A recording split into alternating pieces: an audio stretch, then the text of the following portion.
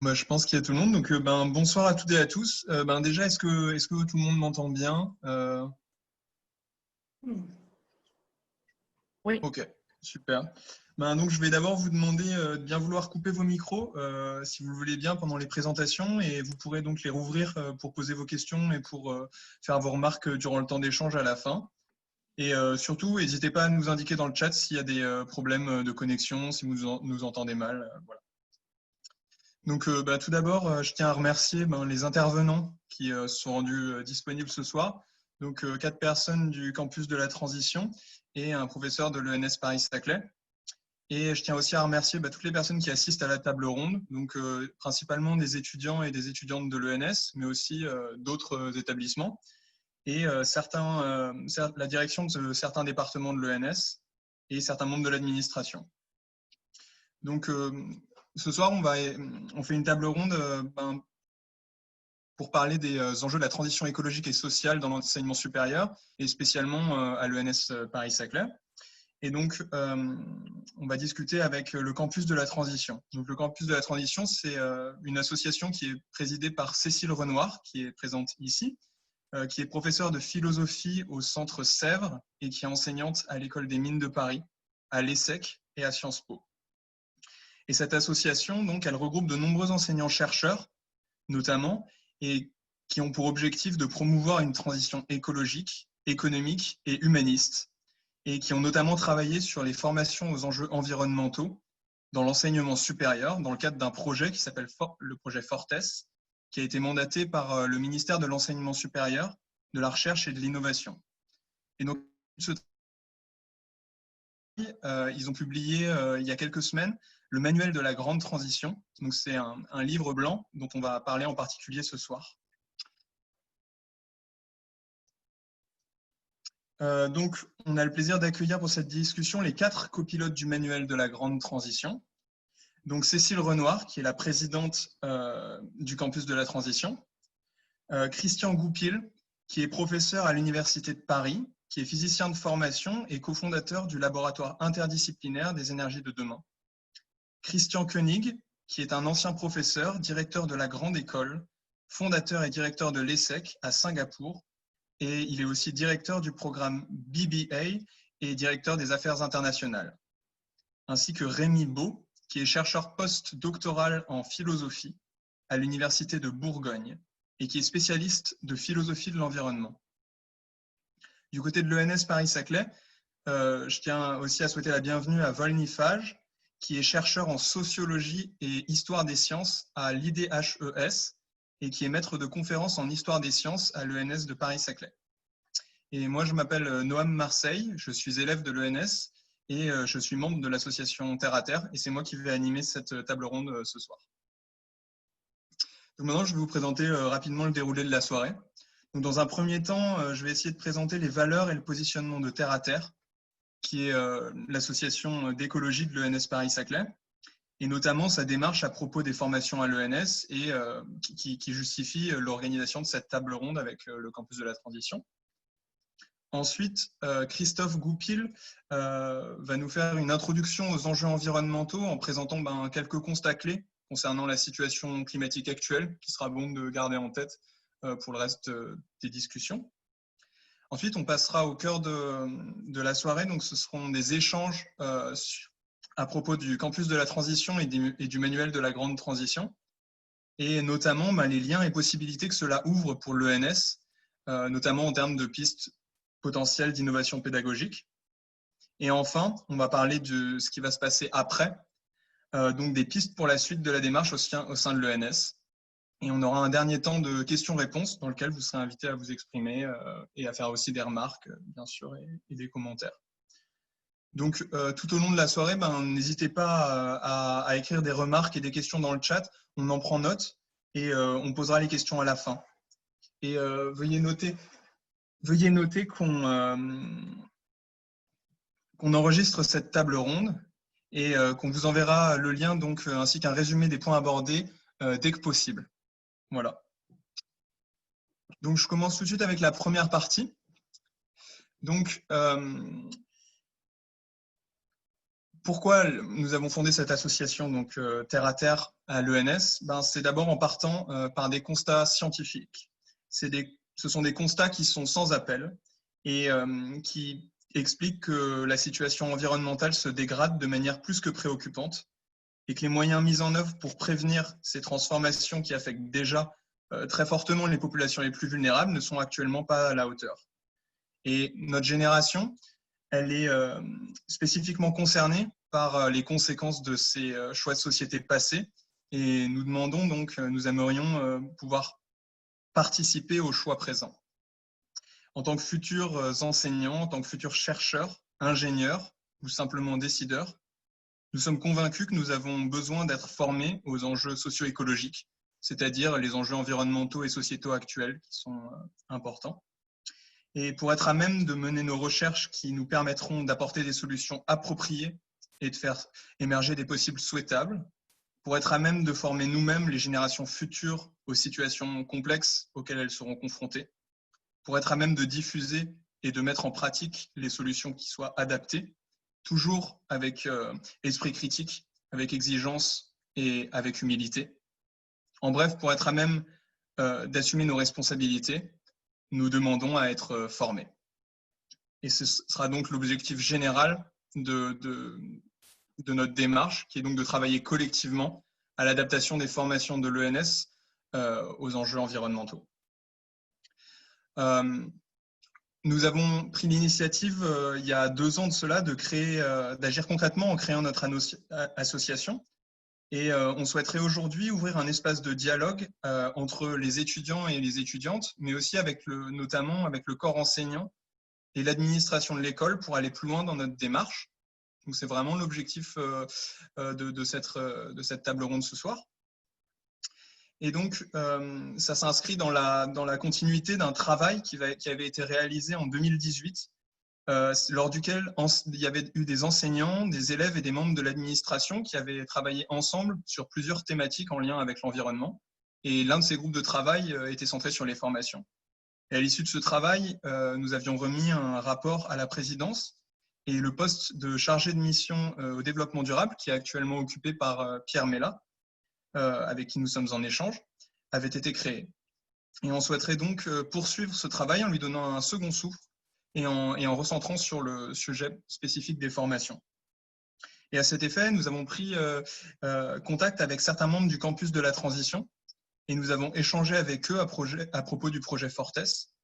Donc ce projet qui est mandaté par le ministère de l'Enseignement supérieur, de la Recherche et de l'Innovation, comme j'avais mentionné tout à l'heure, il porte sur la transformation des formations dans le supérieur pour y inclure les enjeux environnementaux et sociétaux. Et on peut citer un certain nombre de projets comparables et inspirants dans d'autres établissements de l'enseignement supérieur, et en particulier dans certaines grandes écoles qui ont été pionnières en la matière. Donc, je pense par exemple à Centrale Nantes, dans lequel le discours d'un étudiant à la remise des diplômes avait fait grand bruit, et à l'issue duquel donc, il y avait pas mal de changements qui ont été opérés sur les formations, et des stages et des partenariats qui ont été mis en place pour faire travailler en fait les élèves futurs ingénieurs sur des thématiques en lien avec l'environnement. Donc, par exemple, l'association, on peut citer l'association APALA pour les low-tech, qui a encadré une centaine de projets low-tech portés par des étudiants. Une autre école remarquable, c'est l'école des mines ParisTech, où il y a un cours énergie-climat dans le tronc commun, donc qui est suivi par tous les étudiants, qui est animé qui est proposé par Jean-Marc Jancovici, qui est donc président du Shift Project, une association assez importante, et du cabinet de conseil Carbone 4. Et le dernier exemple que j'aimerais citer, c'est celui du groupe INSA, qui forme une partie significative des ingénieurs français et qui travaille actuellement, il y a eu une présentation hier d'ailleurs, à un projet très très ambitieux de refonte à la base de leur cursus, et où ils travaillent justement avec le Shift Project pour transformer leur formation donc, dans tous les campus. Et c'est porté par notamment des étudiants au départ, mais ça s'est fait avec l'assistance et l'aide et l'encouragement de nombreux professeurs. Et maintenant, les membres de l'administration portent ces valeurs haut et fort, comme on a pu le voir hier dans la présentation, que je vous invite à regarder ensuite. C'est une vraie source d'inspiration pour nous. Ensuite, il faut noter que l'ENS, c'est une école qui est très particulière, notamment par la diversité en fait, des disciplines qu'elle regroupe dans ses départements et par sa vocation à préparer à la recherche et à l'enseignement supérieur, avec une formation qui est une formation d'excellence et qui est reconnue pour son exigence. Et donc, à l'ENS, on a 11 départements disciplinaires qui regroupent des sciences fondamentales, des sciences pour l'ingénieur, des sciences pour l'homme et pour la société. Et donc, on pense que ça représente un potentiel incroyable en fait, pour croiser les regards, pour articuler les différentes problématiques entre elles et pour construire en fait, des projets communs et favoriser les échanges entre les membres de ces différents départements. Et il faudra noter aussi que les opportunités de recherche sur les thématiques environnementales sont très nombreuses, autant tournées vers la recherche fondamentale que la recherche appliquée. Et on va tenter d'en parler pendant cette conférence. Et ensuite, il y a des enjeux pédagogiques importants à cette démarche. Et ça permettra sans doute de favoriser l'innovation pédagogique qui est déjà portée activement au sein de l'école par le groupe d'initiative pédagogique de l'ENS, JPENS. Et donc, il s'agirait finalement de proposer des méthodes d'enseignement et des contenus d'enseignement qui donnent vraiment envie à la fois aux étudiants et aux enseignants. On est tout à fait conscient en fait, que les formations délivrées par l'ENS sont déjà très exigeantes et l'objectif de notre démarche, ce n'est pas d'ajouter simplement une couche supplémentaire qui pourrait être perçue comme un poids. Au contraire, on voudrait vraiment, et on s'attache à impliquer les élèves, les étudiants, le corps enseignant et les chercheurs, ainsi que les membres de l'administration, pour construire vraiment ensemble, donc pour co-construire en fait cette formation aux enjeux environnementaux.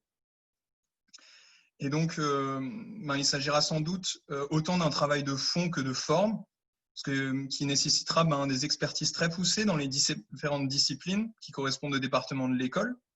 C'est une thématique assez intéressante dans une école qui prépare à la recherche, mais qui nécessitera aussi des expertises entre ces départements.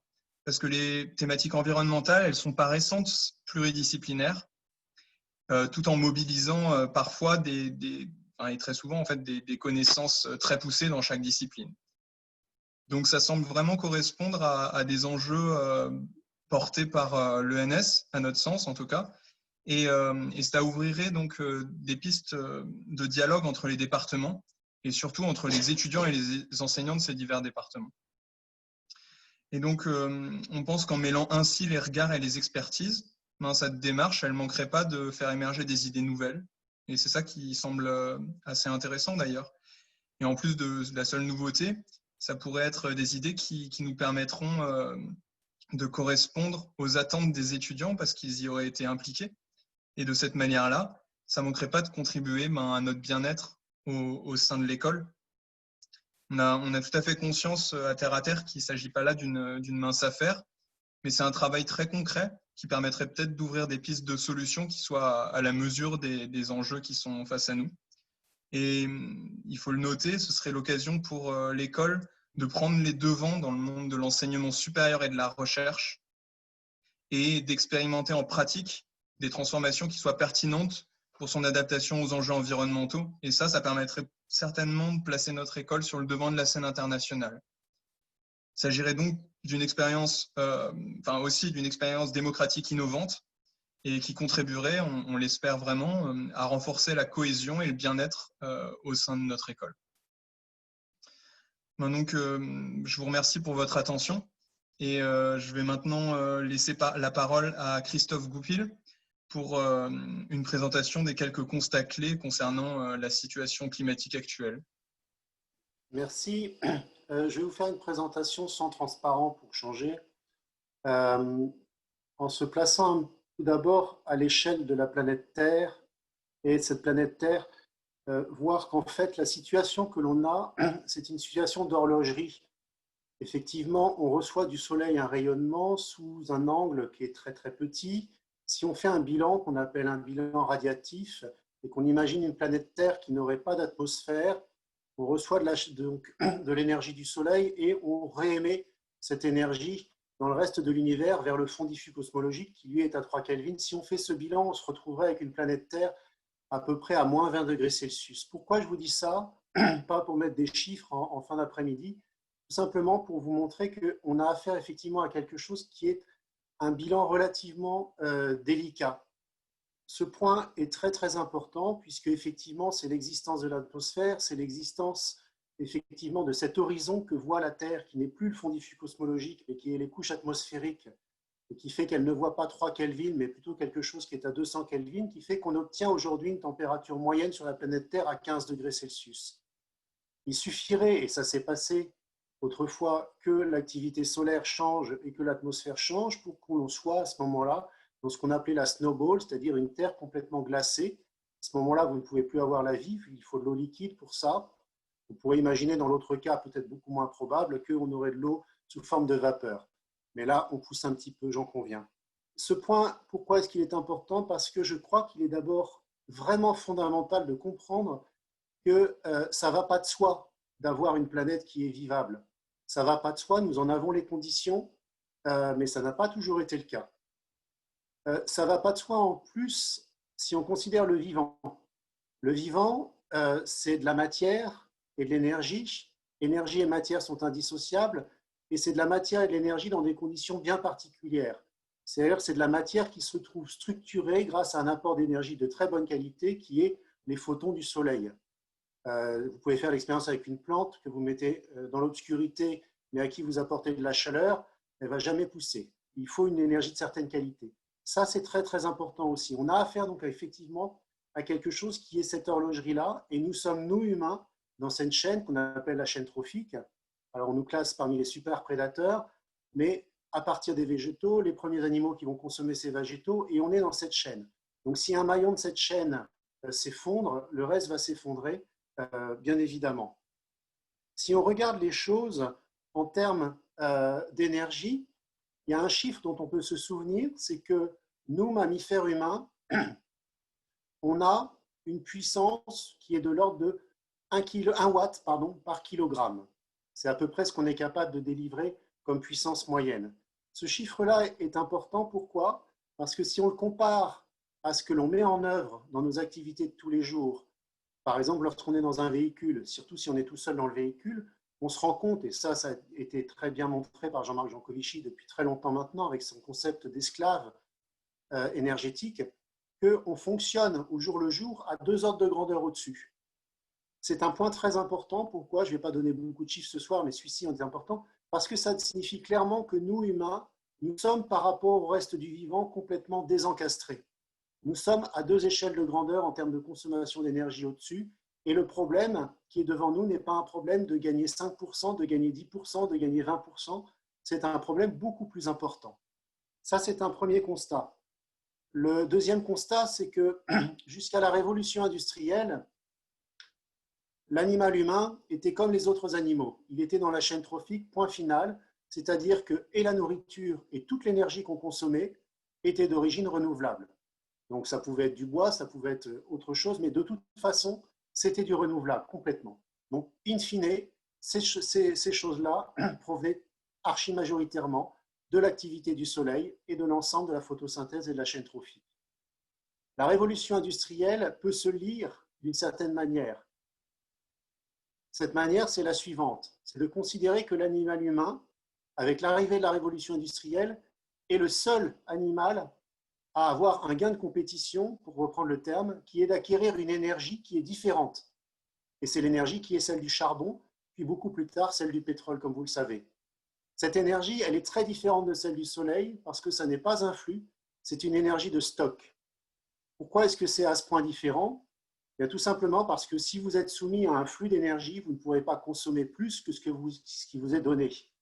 Si vous avez un stock d'énergie, eh bien, le débit d'énergie va dépendre de la taille du tuyau que vous mettez devant le réservoir. C'est aussi simple que ça. Donc, on explique assez naturellement le fait qu'à partir de là, l'animal humain est en fait divergé complètement dans sa consommation d'énergie. Et on s'est trouvé en capacité de faire des grandes découvertes que vous connaissez, je ne reviendrai pas dessus. Et je ne suis pas en train de rêver du passé, loin s'en faut. Mais la conséquence, c'est que nous sommes devenus en quelque sorte des démiurges, c'est-à-dire que nous avons eu la capacité de brasser la matière à une échelle qui est l'échelle de la planète. En effet, l'énergie, ça n'est jamais rien d'autre que la comptabilisation des transformations de la matière. Donc, si j'ai énormément d'énergie disponible, ça signifie que c'est comme mon portefeuille, je suis très très riche dans ma capacité à transformer la matière et nous avons la capacité, et nous l'avons fait, nous avons transformé la matière de la planète Terre à l'échelle même de cette planète. Ça, c'est l'une des définitions qu'on pourrait donner de l'Anthropocène, qui est de considérer, je ne donne pas une date pour l'Anthropocène ici, mais plutôt une explication d'un mécanisme. Nous avons touché les bords du bocal et ça a des conséquences qui sont très, très importantes. S'il s'agit de regarder maintenant ce problème, il est nécessairement interdisciplinaire et évidemment, ce ne sont pas les sciences et technologies dominantes qui vont avoir la solution, loin s'en faut. Il est nécessairement interdisciplinaire et c'est le travail qu'on a effectivement réalisé dans le campus de la transition. Interdisciplinaire, ça signifie quoi? Ça ne signifie pas qu'on va se mélanger et essayer de faire croire autre chose à nos voisins. Non, ça signifie qu'on a la discipline suivante qui est de savoir qui parle et d'où il parle. Et ça, c'est très, très important. Et donc, moi, physicien, je reste physicien et j'entre en dialogue avec les autres disciplines, mais je ne suis pas économiste, je ne suis pas biologiste, par exemple. Ça, c'est un point très, très important. Et je ne vais pas être trop, trop long, mais de même que j'ai parlé de la question du désencastrement, nous avons effectivement devant nous à nous réencastrer. Alors, le terme désencastrement, c'est un petit clin d'œil qu'on a utilisé dans le titre du manuel. On l'a appelé manuel de la grande transition, en clin d'œil à Karl Polanyi, qui lui parlait de la grande transformation en considérant que l'économie était désencastrée et qu'elle devait se réencastrer. Je crois que nous avons tous ça à faire. Nous sommes à 2 ordres de grandeur de consommation d'énergie au-dessus de ce qui serait l'animal humain biologique. Il ne s'agit pas forcément de redescendre à l'époque chasseur-cueilleur, ce n'est pas ce que je voulais dire du tout. Mais nous avons à redescendre et à nous rendre parfaitement en accord avec effectivement notre planète. Dans le manuel, on aura l'occasion d'en parler, ça participe d'un certain nombre de chapitres, dont le dernier chapitre du NAMIS, qui parle d'un chapitre de reconnexion. Voilà. Je ne vais pas être beaucoup plus bavard maintenant, je pense qu'il vaut mieux laisser la parole aux échanges. Merci. Merci beaucoup, Christophe Goupil, pour ces éclairages. C'est des choses qui vont être importantes à garder en tête donc pour tout au long de nos discussions ce soir. Et je vous propose donc maintenant de passer au 3e temps de la discussion, qui est et d'échanger à propos du manuel de la grande transition pour comprendre les pistes qu'il ouvre au sein de l'ENS. Donc, j'aimerais vous donner la parole, Cécile Renoir, en tant que cofondatrice du Campus de la Transition. Est-ce que vous pourriez nous présenter brièvement cette association et nous expliquer surtout comment le manuel de la grande transition s'y est construit, pourquoi, par qui et pour répondre à quels enjeux en fait? Oui, merci beaucoup et bonsoir à toutes et tous. Alors, pour dire un mot de l'origine du projet du campus, il est lié un peu à un diagnostic qui rejoint celui que vous avez posé au départ de cette soirée, qui est un peu le décalage entre des ambitions affichées par un certain nombre d'établissements d'enseignement supérieur ou d'autres acteurs, et puis la réalité des cursus, des pratiques qui ne sont pas alignés avec la gravité des enjeux et qui correspond aussi à ce que Christophe Goupil vient d'évoquer. Et donc, en fait, avec un groupe d'enseignants-chercheurs et puis certains de mes doctorants à l'époque et d'amis aussi travaillant dans des entreprises et soucieux de ces sujets, en fait, on s'est posé la question de savoir s'il ne serait pas pertinent, face à l'inertie de grosses institutions, notamment d'enseignement supérieur, d'essayer de créer une institution qui soit plus petite, plus agile et qui pourrait proposer en fait des formations qui soit dans un va-et-vient avec le monde de l'enseignement supérieur, mais un lieu qui pourrait être un lieu dans lequel on essaye soi-même de se mettre dans sa vie quotidienne plus en cohérence et du coup d'en faire un peu une expérimentation de ce que peut être la mise en transition de nos sociétés. Avec l'idée aussi qu'une des difficultés, sans doute dans l'enseignement supérieur et peut-être plus dans certaines formations, c'est le risque de former des personnes qui sont un peu hors sol, qui n'est pas forcément le sens de ce que là aussi Christophe vient d'évoquer, de la reconnexion à la nature, au territoire, à la spécificité des contextes, des milieux vivants. Voilà. Et donc l'idée, c'était de développer ce projet de campus dans un lieu. Et il se trouve que le château que vous voyez sur la photo, là, ce château de Forges, a été mis à disposition du projet. Je précise que ce projet est non confessionnel. Alors, moi, j'appartiens à une congrégation internationale qui travaille dans le domaine de l'éducation et à qui ce château avait été donné en 1949 pour que ce soit un projet éducatif et social. Et il y a eu des activités d'enseignement, école, collège et lycée horticole jusqu'en 2016. Et puis, pour des raisons financières, la plupart des activités dans ces bâtiments avaient dû stopper. Et c'est pour ça que quand j'ai parlé aux sœurs de ma congrégation du projet de campus, en disant que nous avions le collectif et le projet, mais qu'il nous manquait un lieu, eh bien, il a été proposé que donc il y ait une mise à disposition de ce domaine de Forges, qui est en Seine-et-Marne, à 80 km au sud de Paris, et que ça soit donc un lieu d'expérimentation de la transition, en lien avec les acteurs du territoire. Donc, c'est la communauté de communes du pays de Montereau, dans laquelle nous sommes situés, et donc avec cette idée que nous pourrions accueillir des formations plus ou moins longues en lien avec des établissements d'enseignement supérieur. Et donc, nous nous sommes installés à l'été 2018. Quand je dis nous, c'est que nous étions au démarrage de l'installation sur place, nous étions 6. Voilà, avec dans les 6, une doctorante, 2 jeunes ingénieurs agro, voilà, et puis un réfugié, parce qu'on voulait marquer dès le départ de l'initiative que les questions écologiques et sociales devaient être prises ensemble. Voilà, et on ne veut surtout pas être quand on pourrait le risque d'être dans un beau château comme ça, c'est d'être voilà, un peu dans sa bulle. Donc l'idée, c'est vraiment d'être en prise avec des réalités sociales diverses et avec cette interrogation sur des manières de vivre qui nous mettent plus en cohérence.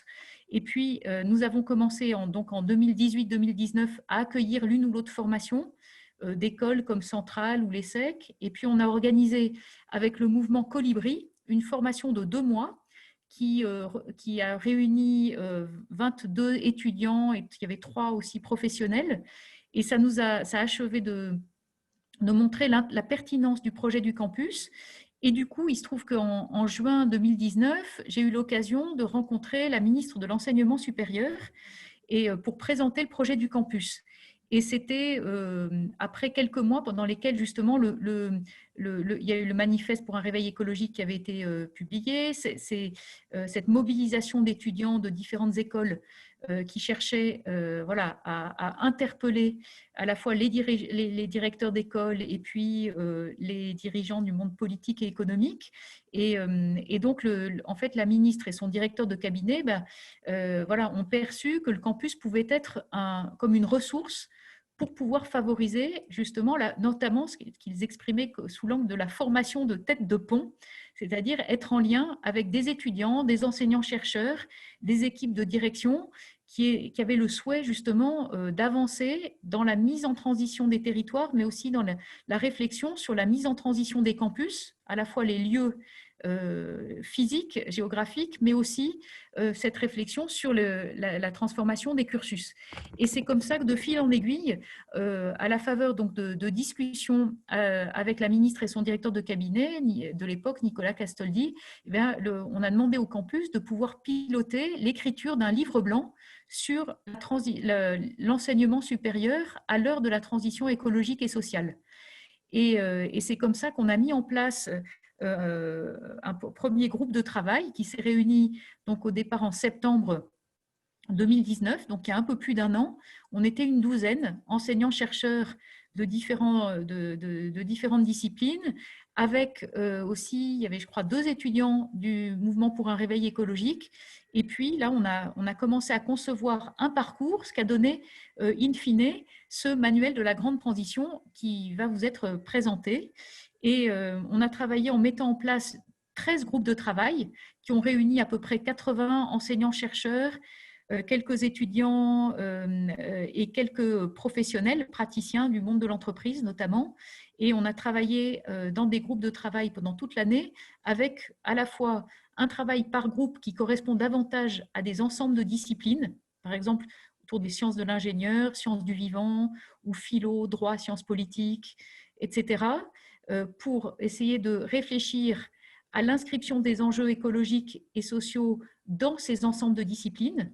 Et puis, il y a eu vraiment ce parcours transdisciplinaire qui a donné lieu donc à ce manuel de la grande transition. Le travail des groupes de travail devant donner lieu normalement à la publication de petits ouvrages dans les mois qui viennent. Voilà pour résumer un peu la démarche la démarche Fortès et la façon dont elle a trouvé son origine donc dans le projet du campus. Je le disais que je rajoute juste un mot sur la perspective qui est proposée. Je disais c'est l'idée de former des personnes hors sol, qui ne soient pas hors sol justement. C'est cette idée d'une reconnexion des personnes et des collectifs. Et donc, ça suppose d'être dans une perspective qui soit décloisonnée, donc décloisonner les savoirs, et aussi développer ce que nous avons appelé une pédagogie tête-corps-cœur, c'est-à-dire évidemment le diagnostic intellectuel, il est extrêmement important, mais nous savons aussi que ce n'est pas suffisant. Pour pouvoir avancer, il faut aussi mobiliser, on pourrait dire, les affects, ce que Martha Nussbaum, la philosophe, appelle les émotions, peut-être pour comment former à des émotions démocratiques, comme elle le dit. Et c'est aussi donc, ce souci du rapport à la nature et au milieu vivant. Voilà, donc c'est tout ça qui fait à la fois le projet du campus et la dynamique de Fortès, là, ce dont nous allons vous parler. Je vous remercie beaucoup, Cécile Renoir, pour cette intervention très intéressante qui a permis d'éclairer un petit peu ce qu'était le campus et comment était construit le manuel. J'aimerais maintenant vous donner la parole, Rémi Baud. Est-ce que vous pourriez nous expliciter un peu comment en fait ces disciplines ont été mises ensemble et notamment quelle approche vous avez pu avoir à travers les 6 portes qui ont été construites dans ce manuel? Est-ce que vous pourriez nous donner quelques détails à ce sujet? Et qu'est-ce qu'elles pourraient apporter, ces 6 portes, dans la démarche de co-construction des formations qu'on aimerait mener maintenant? Oui, merci beaucoup. Bonsoir à toutes et à tous.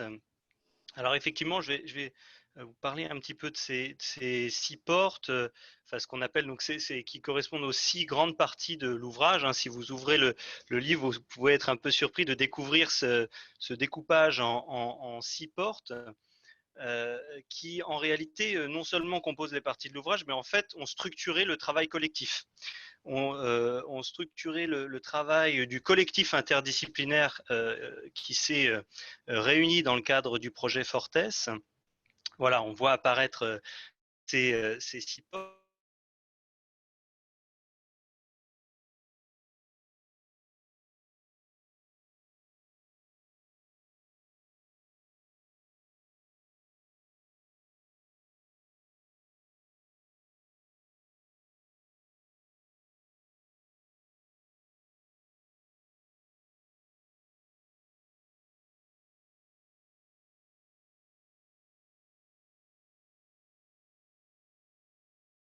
Sur le changement climatique, sur l'érosion de la biodiversité, mais aussi sur des aspects plus géopolitiques, sur le monde qu'il nous faut composer, le monde commun qu'il nous faut composer. La deuxième porte, ethos, qui consiste à se demander quelles ressources éthiques, quelles responsabilités, quelle vie bonne repenser dans ces conditions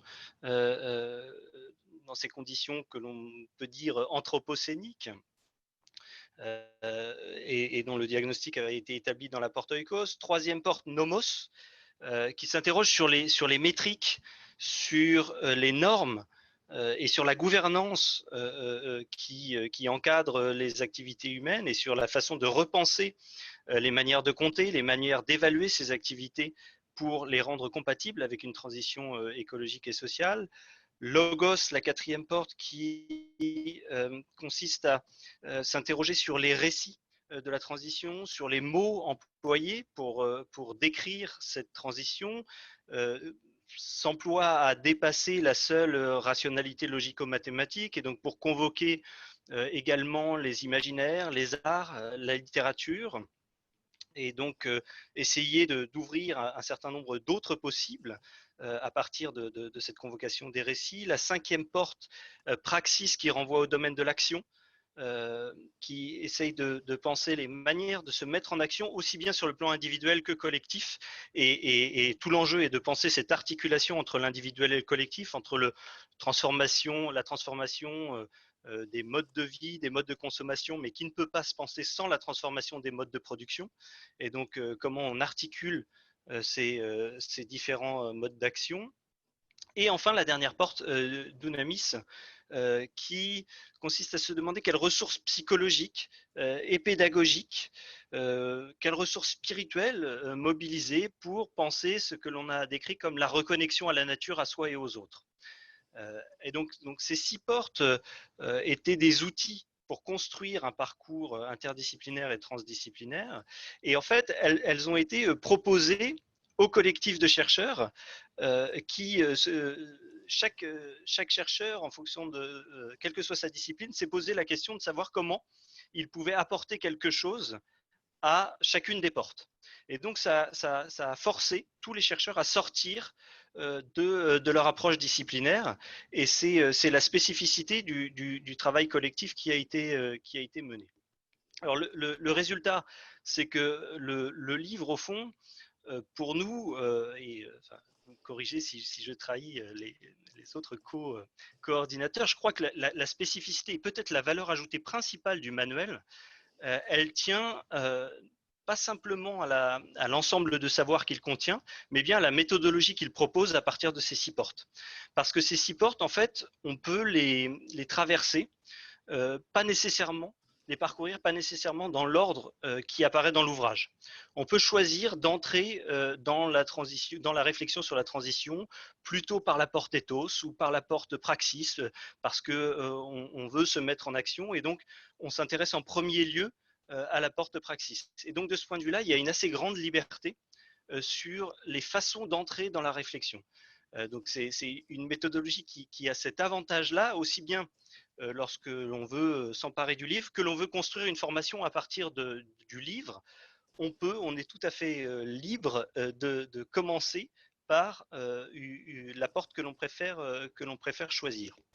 Par contre, elle a une contrainte, cette méthodologie, associée à cette grande liberté, c'est qu'une fois que l'on est entré par l'une des portes, eh bien, le pari, c'est de se poser la question de savoir comment construire un parcours qui va bien passer par les 5 autres portes. Et donc, forcer à se poser des questions qu'on ne se pose pas de manière immédiate lorsque, en fonction de son parcours disciplinaire, en fonction de son parcours professionnel ou de son parcours biographique, on va avoir tendance à entrer par une porte ou une autre. Eh bien, cette méthode des 6 portes, elle consiste à se dire il faut sortir de sa discipline, de ses objets privilégiés de recherche pour se poser d'autres questions. Et tout le pari du livre, c'est qu'une fois qu'on a fait un parcours à travers ces 6 portes, on n'est pas très loin, on l'espère, d'avoir embrassé toutes les facettes du problème. Donc voilà, je m'arrête là pour la présentation de ces 6 portes.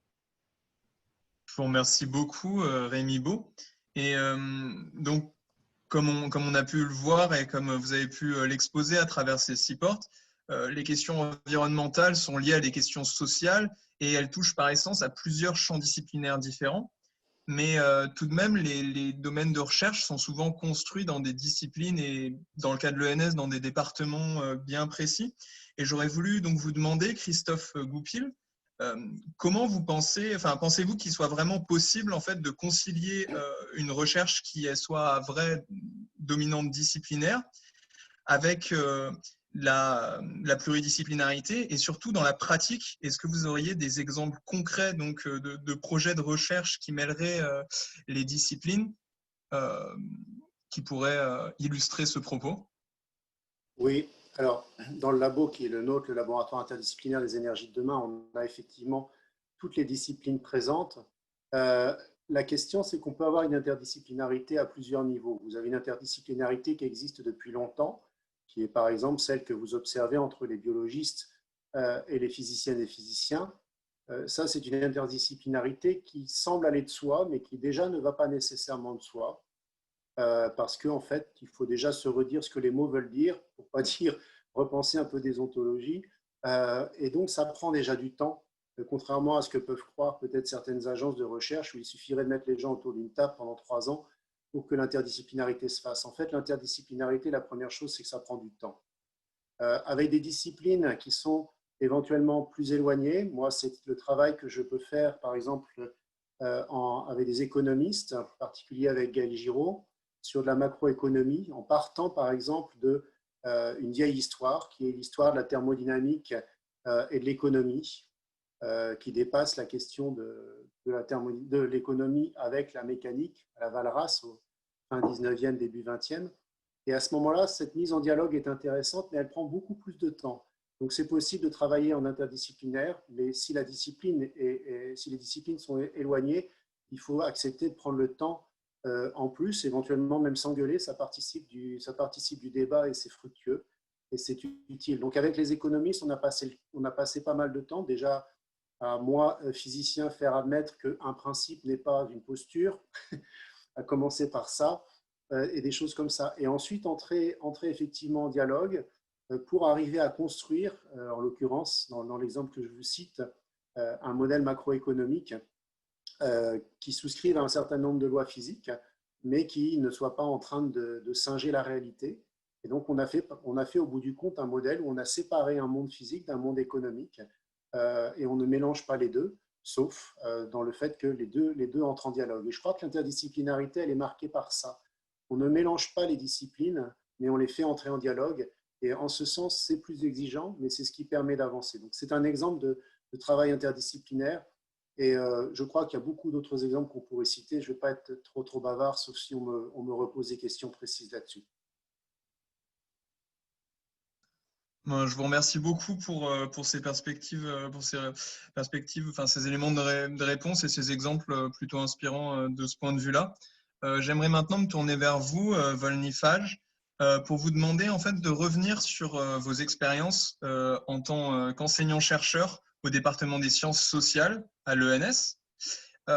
Est-ce que dans le contexte de l'ENS, il existe déjà des dispositifs pour favoriser l'intégration des questions environnementales dans les formations et plus largement cette pratique ou plutôt cette culture de la pluridisciplinarité? Est-ce que ces dispositifs semblent suffisants et quels obstacles seraient à lever et quelles perspectives pourrait-on imaginer à ce sujet-là? Merci Noam, merci de me donner la parole préférentiellement parmi tous les enseignants de l'ENS qui sont présents. Hein, donc je vais parler pour moi-même et puis mais comme témoin de ce que j'ai pu voir, de choses auxquelles j'ai pu participer, etc. Oui, il y a pas mal de dispositifs qui sont mis en place à petite échelle à l'ENS Paris-Saclay et puis à l'ENS Cachan, c'était la même chose auparavant, notamment dans le cadre du diplôme de l'ENS qui s'efforce de construire des dispositifs d'enseignement renouvelés et dans lequel les questions de la pluridisciplinarité et des thématiques environnementales trouvent leur place. Alors, il y en a quelques-unes. Moi, j'ai été responsable de la coordination des UE transversales jusqu'à cette année. Et donc, je commencerai par ça. Donc, il y a un certain nombre d'UE transversales qui sont validables dans le diplôme. Donc, des UE qui sont portés par des enseignants, qui proposent des choses. Hein, mais ces UE d'enseignement, basés sur la bonne volonté des enseignants, s'adressent à l'ensemble des des étudiants, des élèves de l'école, et donc en cela sont d'une certaine manière par construction à vocation pluridisciplinaire. C'est-à-dire que ne serait-ce que pour parler à l'ensemble des élèves de tous les départements, il s'agit bien de réfléchir à une modalité pédagogique adaptée à tout le monde. Enfin, je prends mon exemple du lieu que j'avais assuré. Quand on fait un cours d'histoire des sciences, eh bien, si dans l'assistance, vous avez des étudiants de sciences sociales, des physiciens, des biologistes, des informaticiens, etc., eh bien, il faut vous adapter au public et essayer de réfléchir à des problématiques qui parlent à tout le monde. Donc ça, c'est une modalité qui finalement est assez classique d'un point de vue de l'ingénierie pédagogique, si on parle comme ça.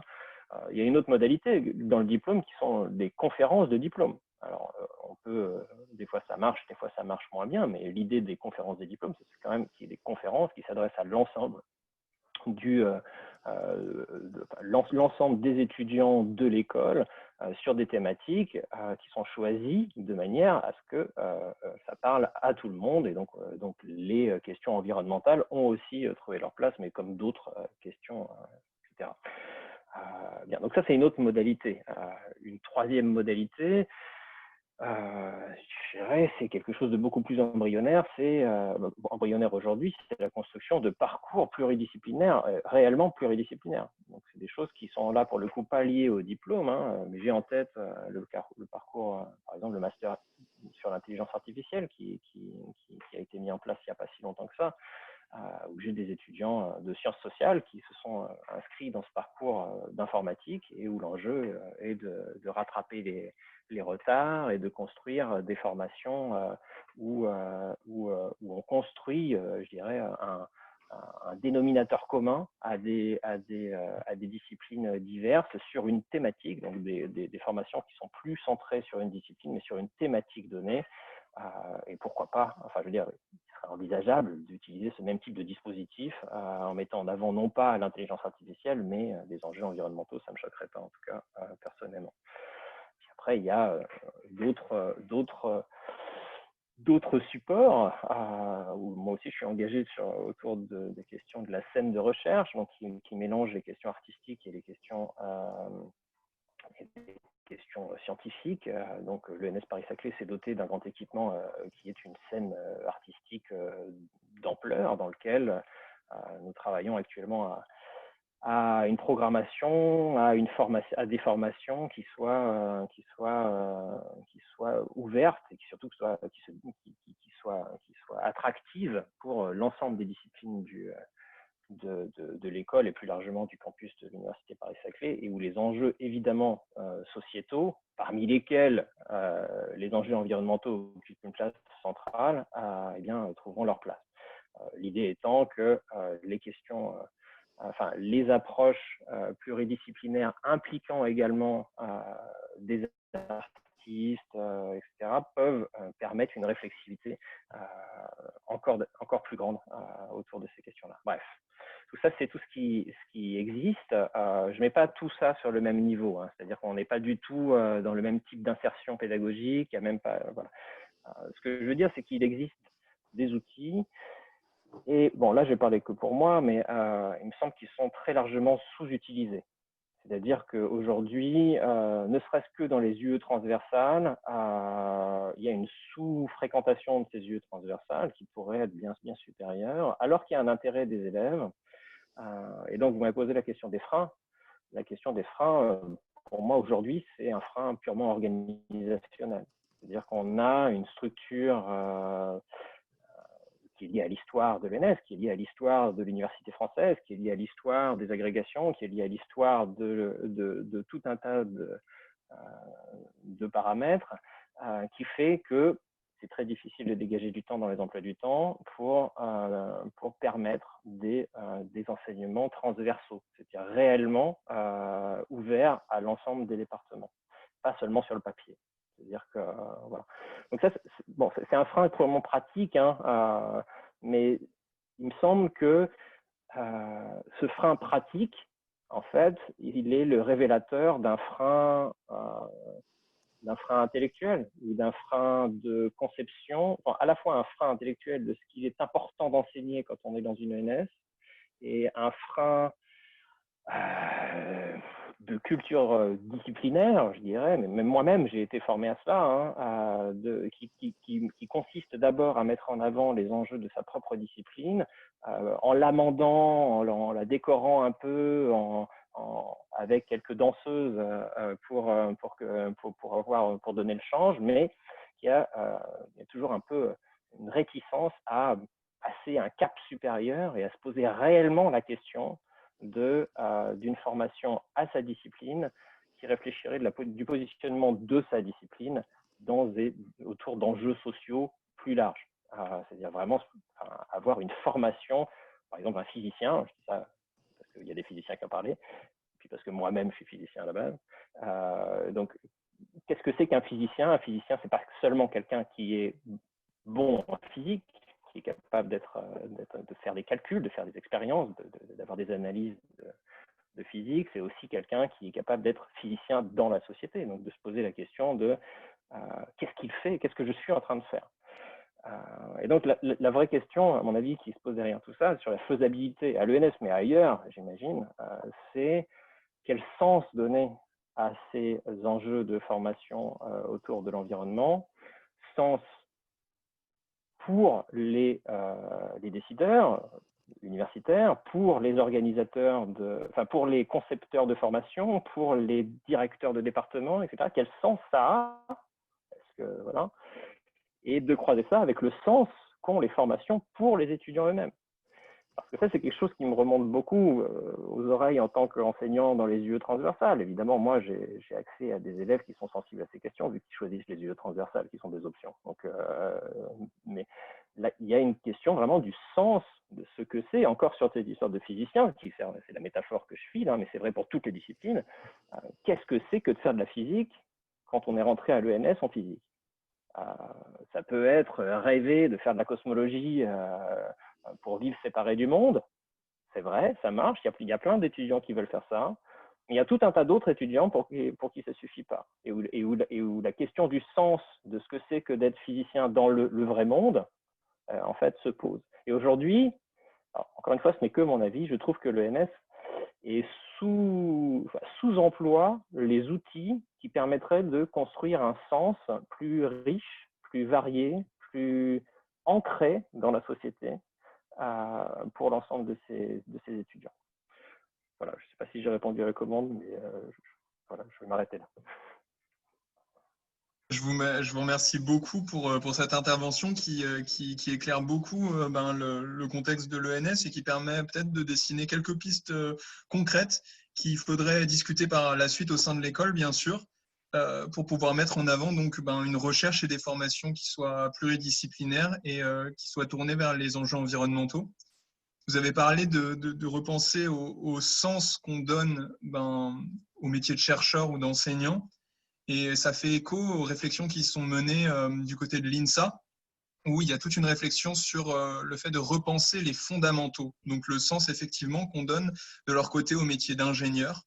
Donc, un sens qui peut être perçu comme étant purement technique et économique, mais qui essaye d'être revisité pour donner une dimension humaniste et socio-écologique, surtout à la lumière de ce travail qui est mené. Et pour essayer de comprendre un petit peu ce qui se passe dans d'autres établissements, Christian Koenig, est-ce que vous pourriez partager avec nous quelques éléments de votre expérience à l'ESSEC pour peut-être mieux comprendre comment il est possible de faire évoluer les formations en faisant dialoguer et en impliquant directement les étudiants, le corps enseignant et les membres de l'administration? Et notamment, est-ce qu'il serait possible que vous mettiez votre expérience et la nôtre qu'on est en train de construire en parallèle avec le travail que le campus de la transition mène avec l'université de Cergy, qui sera peut-être plus proche du contexte de l'ENS? Oui, merci Noam et bonsoir à toutes et à tous. Quelques mots, peut-être d'abord avant de parler de l'essai que j'ai connu pendant longtemps, mais que j'ai quitté l'année dernière au terme d'une longue carrière. Et je vous parlerai des autres projets qu'on peut avoir. Mais je voudrais revenir sur un élément clé qui est derrière ces questions d'interdisciplinarité. Je pense que la grande chance du campus pour produire ce manuel, c'est que le campus de la transition n'est pas un établissement structuré comme l'ENS ou une université que vous pouvez connaître. Donc, le départ du campus, comme l'a souligné Cécile, qui a été mon étudiante à l'ESSEC il y a un certain temps, c'est qu'il fallait construire quelque chose d'alternatif. Alternatif dans son mode de fonctionnement, alternatif dans bien des aspects. Ce qui fait qu'il est un petit peu dans le patrimoine génétique du campus d'avoir attiré des gens qui étaient intéressés par comment leur discipline pouvait contribuer aux questions qu'on vient de discuter. C'est un point qui est très, très important pour expliquer la suite et pourquoi la méthode de Fortas, la méthode qui est expliquée dans le manuel et dont parlait Rémi tout à l'heure, suscite beaucoup d'intérêt. Alors, le campus de transition, c'est un endroit où on fait de l'enseignement et de la recherche, comme tous les campus d'enseignement supérieur, mais c'est aussi un lieu où on fait de l'expérimentation. Le beau château que vous avez vu tout à l'heure en photo, il est très beau, mais c'est un vieux bâtiment, c'est une vraie passoire énergétique, c'est vraiment un lieu d'expérimentation et de recherche sur comment on peut faire de la rénovation de l'habitat ancien. C'est un lieu d'expérimentation de nouvelles formes de mobilité. C'est un lieu d'expérimentation de nouvelles formes d'agriculture. Je ne vais pas développer ça très longtemps, mais en tout cas, c'est un endroit où foncièrement, les gens qui y interviennent sont des gens qui sont intéressés par le décloisonnement des savoirs. C'est un point qui est tout à fait essentiel et ce qui, en fait, a motivé le ministère de l'Enseignement supérieur et de la Recherche à soutenir cet effort de production de cet ouvrage.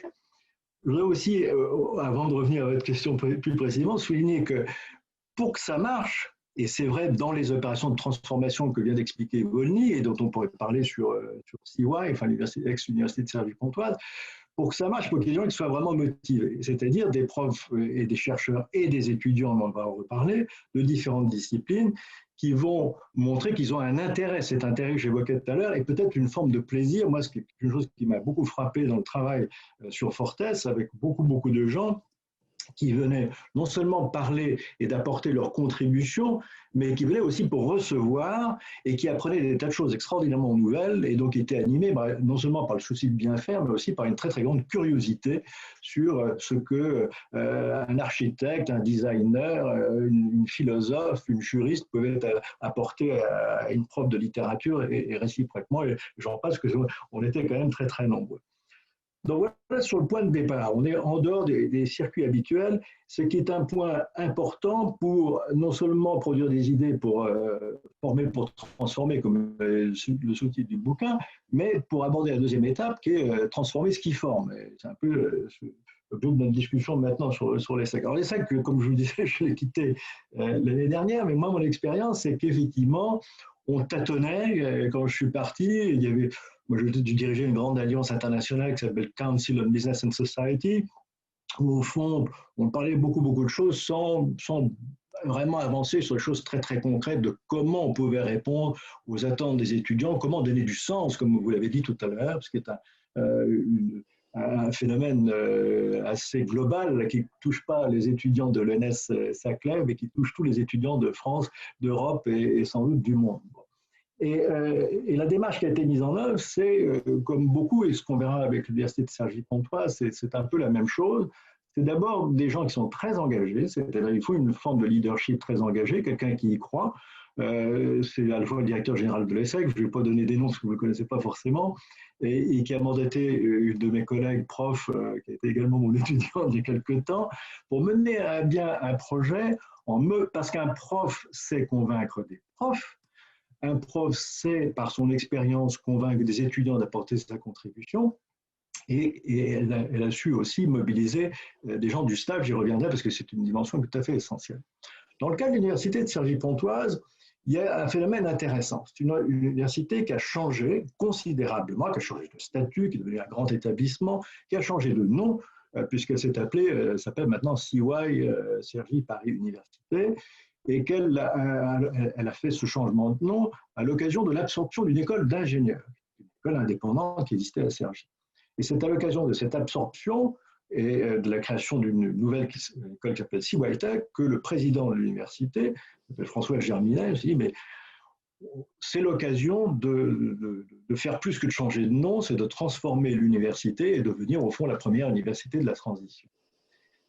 Pour ça, il a fallu avoir un champion, en l'occurrence une championne, qui est la directrice générale des services, qui est quelqu'un qui vient de la formation de la fonction publique territoriale et qui porte le projet avec des professeurs. Je ne vais pas rentrer dans le détail parce qu'on est en train d'avancer là-dessus. Mais là encore, on va trouver un système dans lequel on mobilise des profs. On a un leadership très, très engagé, avec des idées très claires sur ce qu'il faut faire, mais qui ne va pas s'engager dans le projet lui-même de transformation. Quelqu'un qui est chargé de piloter le projet et qui mobilise des profs, des étudiants et des gens de l'administration. Parce que, évidemment, tout ceci va concerner une réingénierie des programmes, l'introduction de nouveaux enseignements, je vais y revenir, mais aussi, bien entendu, la vie des campus. C'est très essentiel. Et puis, les traits fondamentaux de la pédagogie, et notamment l'introduction de ce concept de pédagogie tête-corps-cœur dont parlait Cécile il y a un instant. Alors voilà, on en est au début du processus maintenant avec cette université, mais l'idée c'est qu'on utilise pour travailler sur la réingénierie des programmes la méthode Fortes, telle qu'elle apparaît à l'écran devant vous, et vous avez compris dans ce que vous disait Rémi tout à l'heure que ce parcours il est à la fois très complet, mais il est très flexible. C'est une approche qui est très modulaire, en fait, l'approche de Fortes. Les portes se complètent, elles dialoguent entre elles, elles sont structurées de la même manière, et donc quand vous passez d'une porte à l'autre, vous n'êtes pas perdu, vous ne changez pas de registre, vous avez simplement un regard différent qui est porté sur des questions qui sont assez similaires. Donc si je reviens sur votre question de départ, sur comment ça peut marcher, je reviens sur ces questions, il faut un leadership très engagé, il faut des gens motivés, il faut des gens qui sont curieux. Ça ne veut pas dire que vous allez convaincre tout le monde. Pour transformer un parcours pédagogique, vous n'avez pas besoin de mobiliser tout le monde, vous avez besoin de produire des idées, et des idées qui vont convaincre les autres et qui vont se mettre en œuvre à travers des cours et des programmes. C'est ça qui compte le plus. Donc il faut il faut des processus qui soient très clairs, il faut des gens qui soient motivés, mais il faut avoir des objectifs qui soient raisonnables, ambitieux mais raisonnables et étalés dans le temps. Voilà. J'étais peut-être un peu trop général, mais ce que je veux souligner juste pour terminer, c'est que la contribution du campus de la transition ou du manuel dans ces processus-là, c'est, vous l'avez compris, d'aider peut-être dans la méthode, mais aussi de servir de catalyseur. En fait, on va servir de cette méthode pour amener cette communauté de personnes différentes, qui viennent de disciplines différentes, mais qui viennent aussi de parties différentes du monde de l'enseignement supérieur. Et on va s'appuyer sur la méthode Fortes pour les faire travailler ensemble et produire des nouveaux programmes. Voilà, donc on est au début du processus, et c'est ce même processus que je crois on va appliquer dans d'autres institutions. Je vous remercie beaucoup, Christian Koenig, pour ces retours d'expérience qui nous seront sans doute très précieux pour la suite de notre démarche. Et je remercie beaucoup tous les intervenants qui ont pour ces discussions très intéressantes. Pour répondre un peu au point soulevé par Christian Koenig, effectivement, définir des objectifs étalés dans le temps, c'est quelque chose de très important, d'avoir des objectifs à la fois ambitieux et réalisables. Et pour cela, en fait, nous avons pensé justement par rapport aux potentialités qui se dessinent au sein de l'ENS à un peu 3 types d'objectifs qui seraient à des échelles différentes. Le premier, on est déjà en train de le réaliser, c'est de faire des conférences, donc de jouer sur le levier associatif, qui est le plus simple à mobiliser de notre point de vue d'étudiant. Le second, ce serait de travailler donc sur les potentialités du diplôme, donc de voir les possibilités qui s'ouvrent dans les pistes de pluridisciplinarité qui sont déjà ouvertes au sein de l'ENS. Et peut-être que le troisième objectif qui est le plus ambitieux et qui s'inscrit sur un temps long, parce que c'est une démarche qui va demander certainement du temps, c'est de questionner donc les formations au sein de chaque département, si les personnes, en tout cas, constituant ces départements, en ont la volonté. Je vous propose maintenant donc, de passer au 4e temps de la soirée, dans laquelle on va vous proposer rapidement en fait, les quelques pistes auxquelles nous avons pensé pour construire la suite de notre démarche. Donc, à terre, on travaille actuellement d'abord sur un questionnaire en fait, qui permettrait de recueillir l'avis des étudiantes et des étudiants de l'ENS à propos de ces questions de formation aux enjeux environnementaux, mais aussi à propos de la pluridisciplinarité pour savoir quelles sont les volontés, quelles sont les attentes des élèves.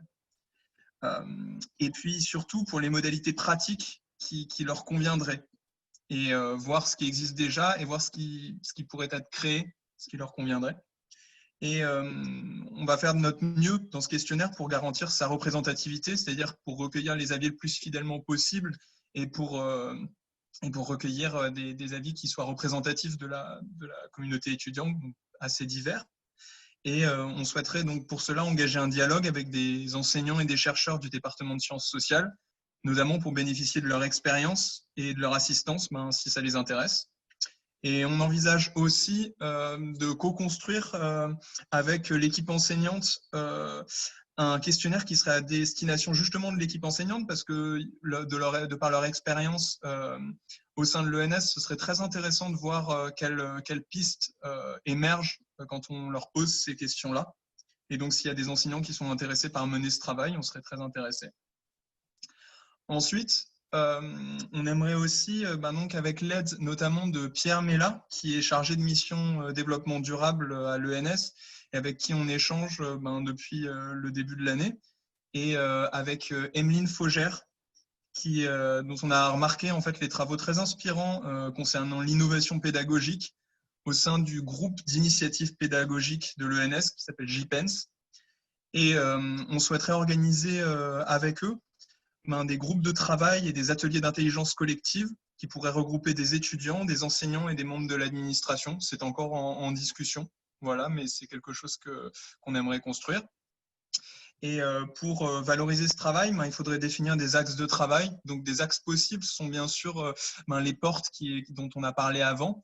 Et puis, dans le contexte de l'ENS, ce serait intéressant de croiser ces axes-là avec ceux qui sont plus spécifiques dont on a parlé.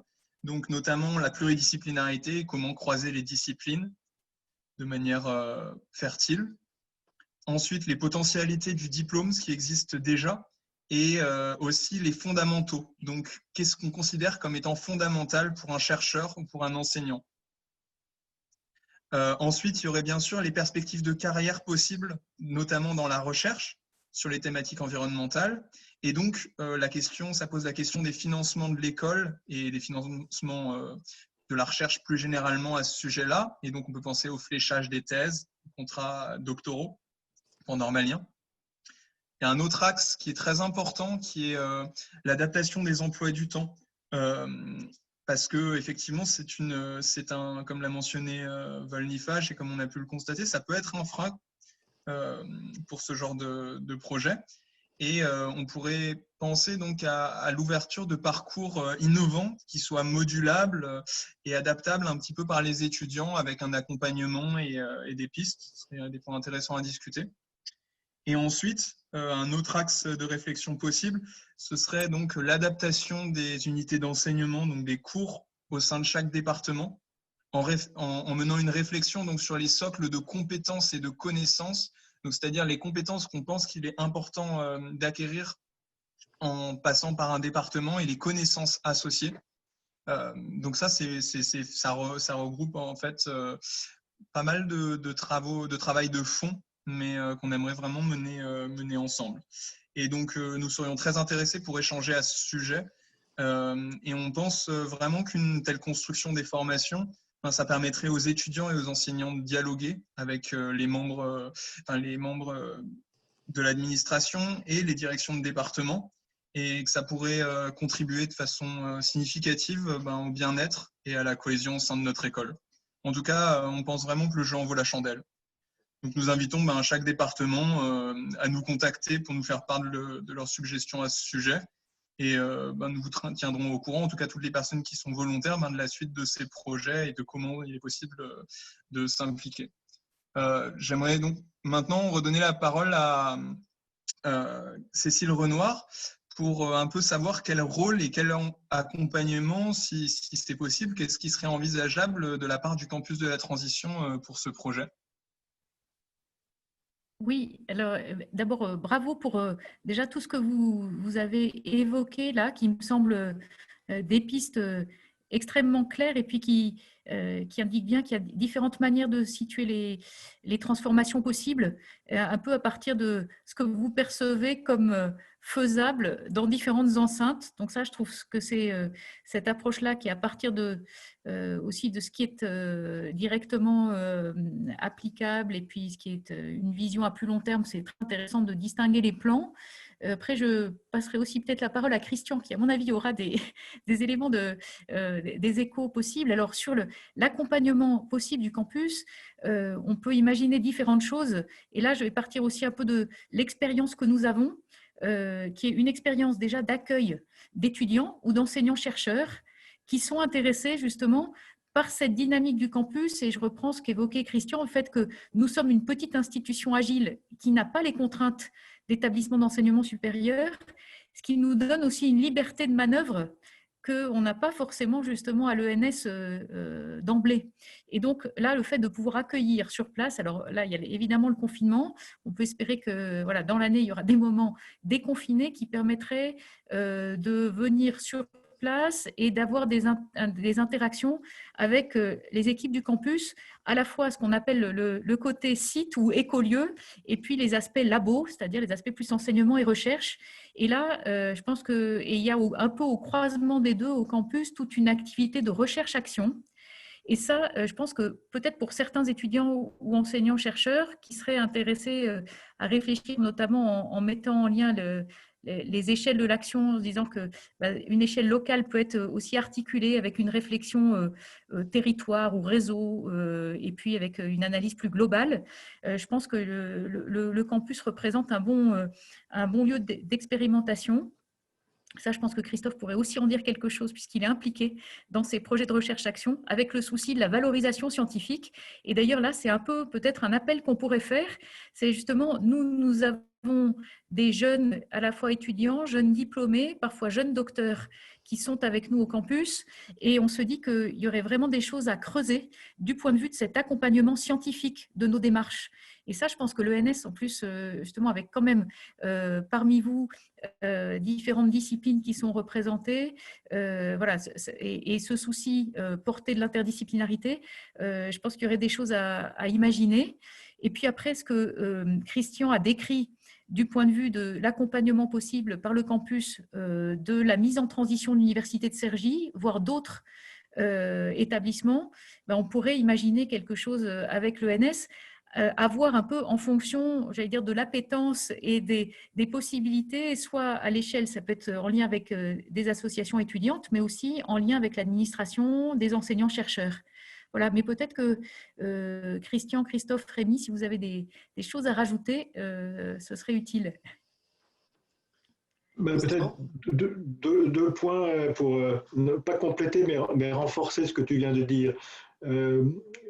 Je crois que cette idée, effectivement, d'accueillir des chercheurs pour accompagner les projets du campus, c'est une manière pour le campus de trouver des ressources extrêmement précieuses dans la construction de son côté recherche et légitimité académique, qui est déjà très forte.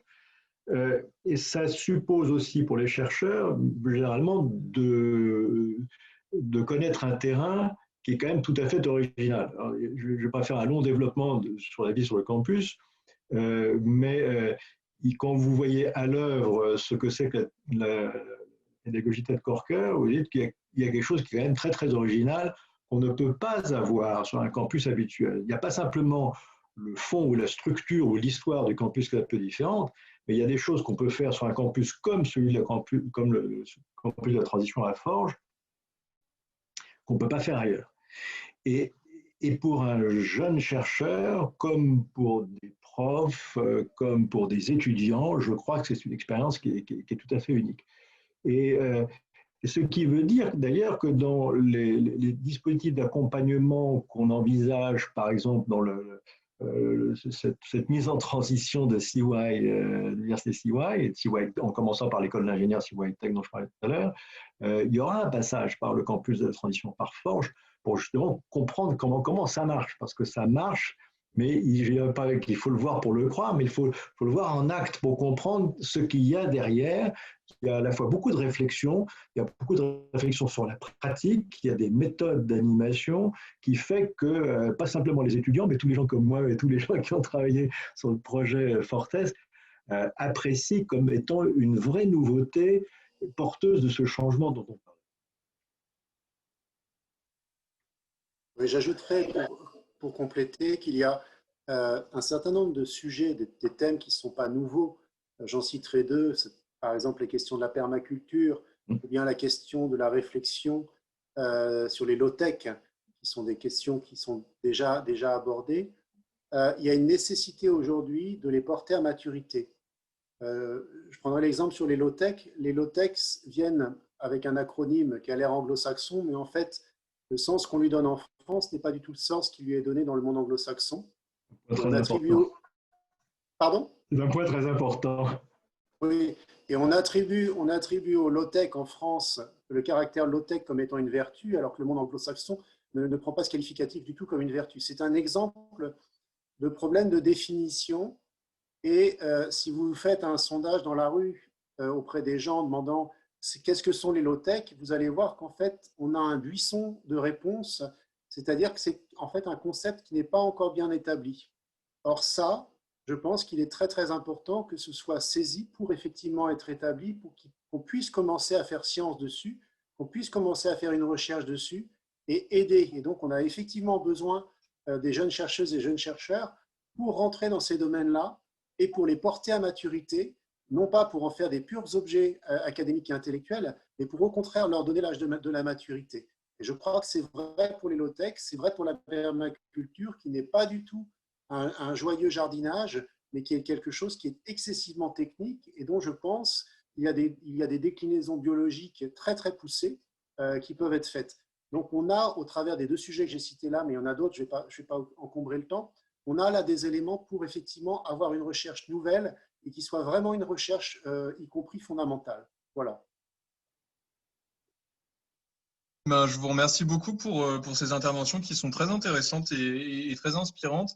Je tenais à préciser que sur la thématique des low-tech, c'est aussi un sujet qui nous intéresse beaucoup, qui intéresse beaucoup un certain membre de la communauté étudiante. Donc, c'est effectivement peut-être une piste à poursuivre pour la suite.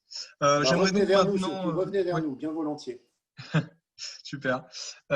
J'aimerais donc maintenant passer à un temps de questions-réponses et en fait, ou d'intervention simplement. Donc, s'il y a des personnes qui ont envie d'intervenir, je vous encourage à lever la main. Alors, je ne sais pas exactement comment ça fonctionne, comment je peux voir, voilà. Mais en tout cas, je vous invite à participer et à ouvrir votre micro quand on vous donne la parole.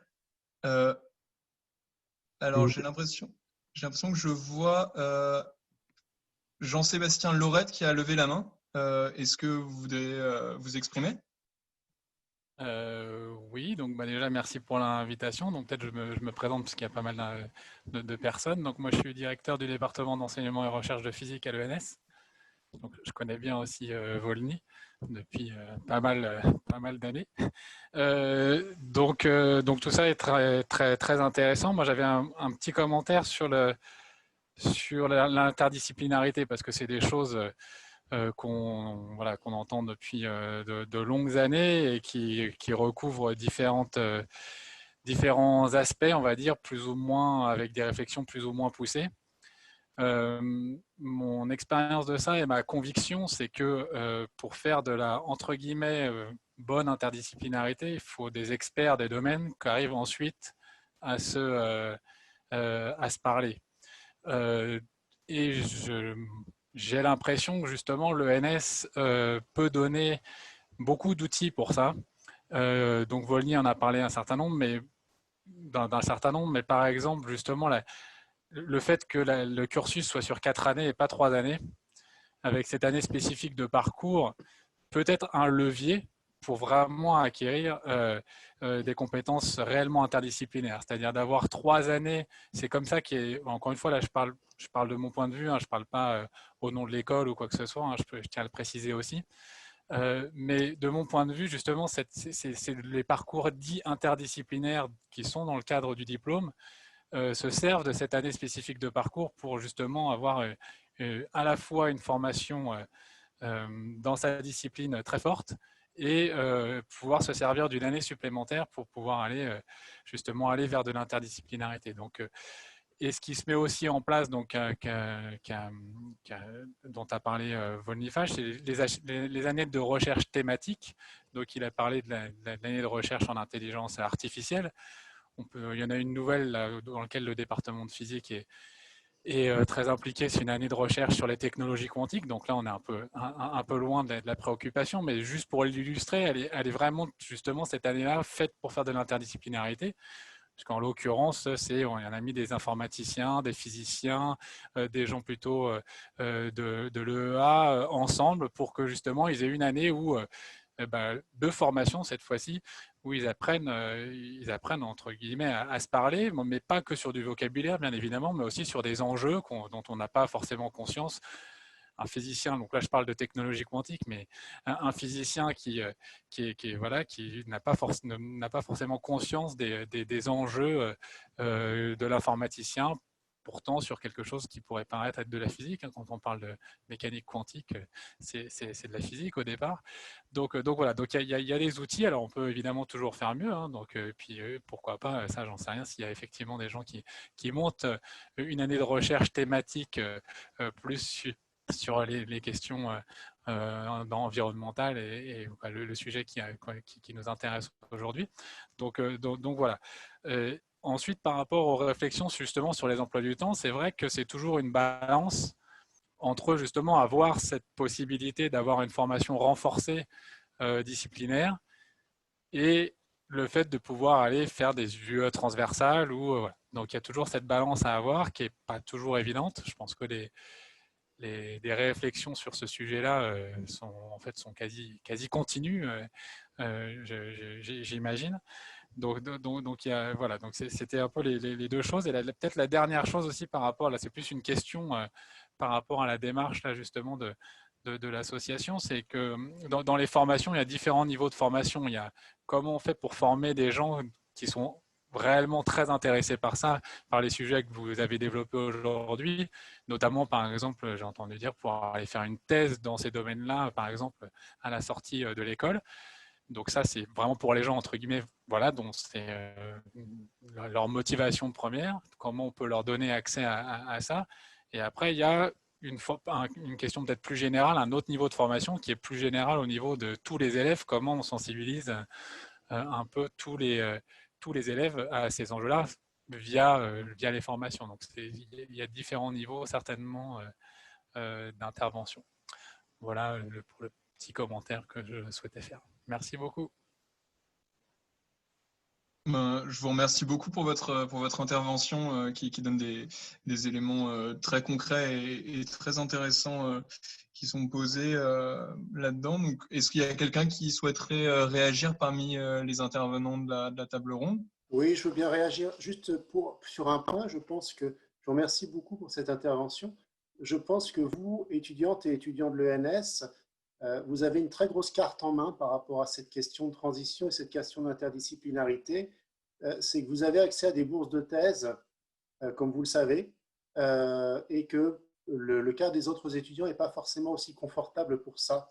Donc vous avez un énorme levier en décidant de prendre votre bourse de thèse et de faire votre thèse dans ces domaines-là. Je crois que ça, c'est très, très important à souligner. Vous n'êtes pas la seule école dans ce cas, bien évidemment, mais c'est un point important. Vous avez un levier dans la République française pour agir et je crois que c'est important de le saisir.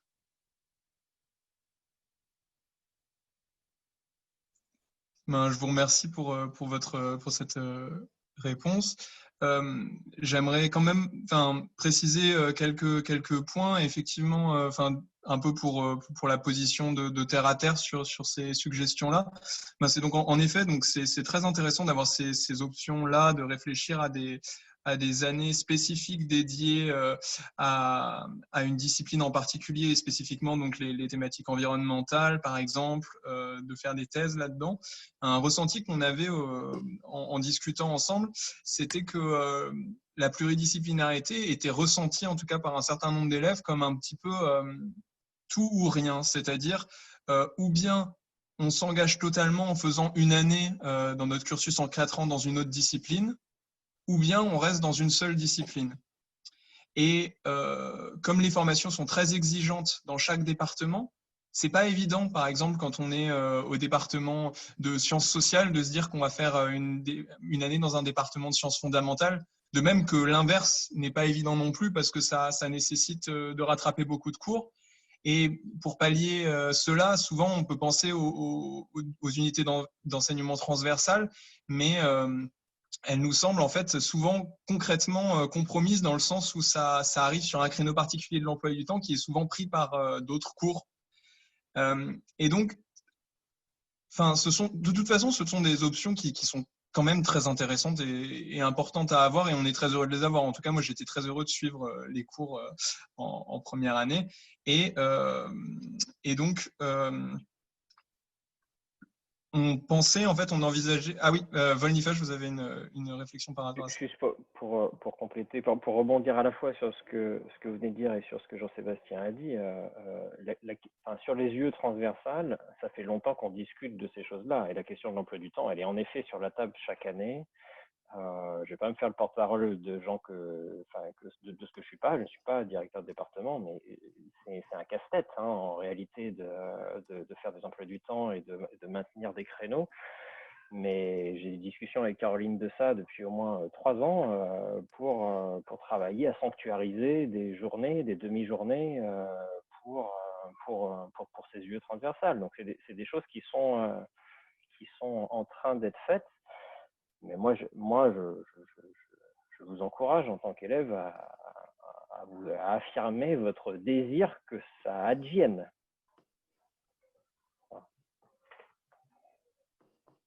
Je vous remercie pour cette réponse. Et je voulais juste présenter deux potentielles petites alternatives envisageables. Donc, on avait pensé, d'une part, effectivement, l'organisation, par exemple, de semaines thématiques, d'avoir une semaine qui soit thématique sur un enjeu spécifique. Donc, ça nécessiterait aussi de l'organisation et tout, mais voilà, c'est une proposition qu'on lance comme ça, et voilà. Et l'autre chose, ce serait un peu peut-être en s'inspirant des manières dont la pédagogie est envisagée, dont les formations sont envisagées dans d'autres ENS, donc comme l'ENS de Lyon ou l'ENS de Ulm, où en fait il y a des parcours qui sont, si j'ai bien compris en tout cas, qui sont modulables par les étudiants, c'est-à-dire qu'ils ont un socle commun dans leur discipline, dans leur département, donc pour acquérir un socle très très exigeant dans leur discipline, mais ils ont aussi la possibilité de suivre des UE dans d'autres départements. Donc, il ne s'agirait pas, en tout cas de notre point de vue, de remplacer la maquette normale par ça, parce que les enjeux ne sont pas les mêmes, parce que la préparation à l'agrégation, c'est un enjeu qui est très important et que ça nécessite des formations disciplinaires très poussées, mais ça pourrait être peut-être une piste pour avoir un parcours qui soit alternatif selon ça. Donc, je vois que Gérald Perroche lève la main, donc je vous en prie, vous pouvez vous exprimer et allumer votre micro. Oui, bonjour. Je ne mets pas la vidéo parce que j'ai un flux faible depuis mon domicile. Donc, Gérald Perroche, là, je suis là en tant que directeur du département d'enseignement de recherche en biologie. Bon, j'ai une petite histoire dans l'école puisque les parcours interfaces, en fait, c'est moi qui les ai créés dans d'autres fonctions. Et ainsi que les conférences transversales du diplôme, les unités transverses, etc. Ça fait partie de projets que j'ai poussés. Et donc, c'est pour dire que j'ai une fibre particulière pour ce type de questions-là. Mais je comprends très bien que l'idée de parcours qui sont des parcours mixtes au cours des années, c'est probablement la façon la plus séduisante d'envisager l'intégration des disciplines. Pour autant, je pense que ce n'est pas ce qu'il y a de plus facile à réaliser à court terme. Et il me semble que peut-être quelque chose qui pourrait être plus facile à construire, pardon, c'est précisément d'avoir une année spécifique de parcours qui serait complètement construite autour de la question environnementale et donc qui allierait à la fois le potentiel qui est donné par la scolarité en 4 ans, le fait d'avoir une formation disciplinaire qui ne serait pas entre guillemets sacrifiée parce que c'est comme ça que les directeurs de département vont voir la chose, et en même temps qui serait construite éventuellement autour d'un ensemble de compétences qui seraient jamais assemblées ailleurs dans la scolarité et qui seraient accessibles aux élèves venant des différents départements. Et donc ça me sanctuariser une année dédiée à cette question-là, et justement qui peut très bien intéresser des élèves qui aussi ne sont pas intéressés par l'agrégation, mais qui peut aussi intéresser des élèves qui sont intéressés par l'agrégation, parce qu'il faudra éviter de découpler aussi la question de l'environnement de la question de la formation des enseignants, si on parle en citoyen, donc c'est quand même un enjeu important. Mais en tout cas, ça permettrait éventuellement à des étudiants qui, plutôt que de faire une année de recherche prédoctorale à l'étranger ou qui ont une fibre enseignante plus faible, de pouvoir s'investir pleinement dans un parcours de formation autour de la question environnementale. Et il me semble que c'est peut-être plus facile à faire dans ce cadre-là. Alors, ça demande des moyens supplémentaires, donc ça, c'est un autre sujet. Mais en tout cas, en termes d'inventivité, enfin de projets de formation à construire, il me semble que c'est ce qu'il y a de plus facile à construire. Après j'ai une question, c'est que quand je vous entends parler, en fait, je me pose la question de savoir, en fait, on n'est pas là pour traiter la question de l'interdisciplinarité.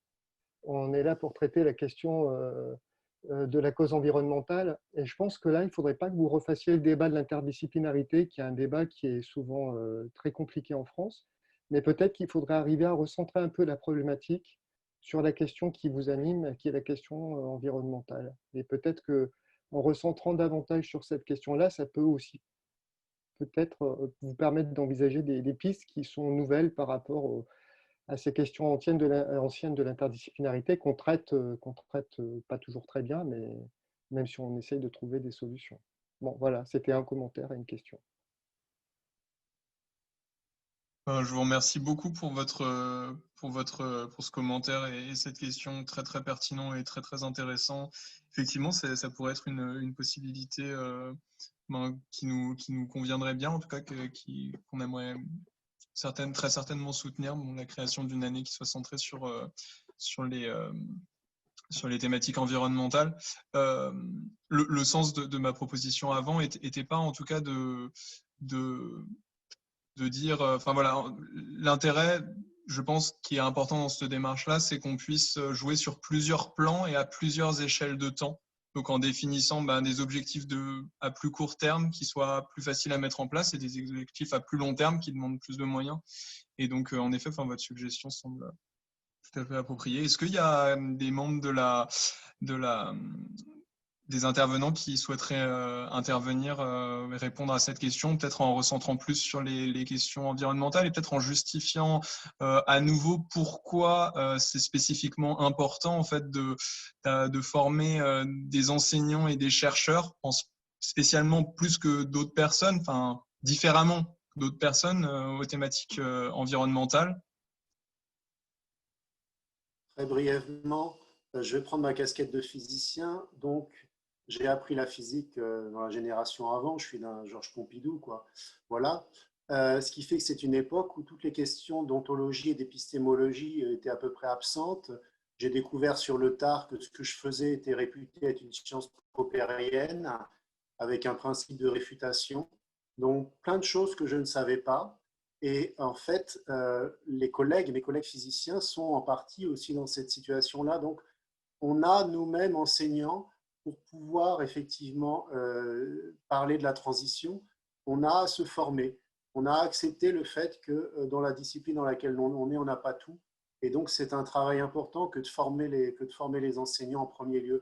L'ouvrage qu'on a fait n'est pas exactement quelque chose de lisible par les étudiants de premier cycle universitaire. Il est plutôt lisible par nos collègues et leur permettre d'avoir le regard, je pense, suffisamment large. Et je pense qu'on essaye d'aider à ça pour justement proposer des cours qui resteront des cours pour moi qui suis physicien, des cours de physique, mais avec ce regard. Et c'est une nécessité absolue parce que ce n'est pas ce qu'on a nécessairement appris à l'école. En tout cas, la vieille génération dont je fais partie, c'est le cas.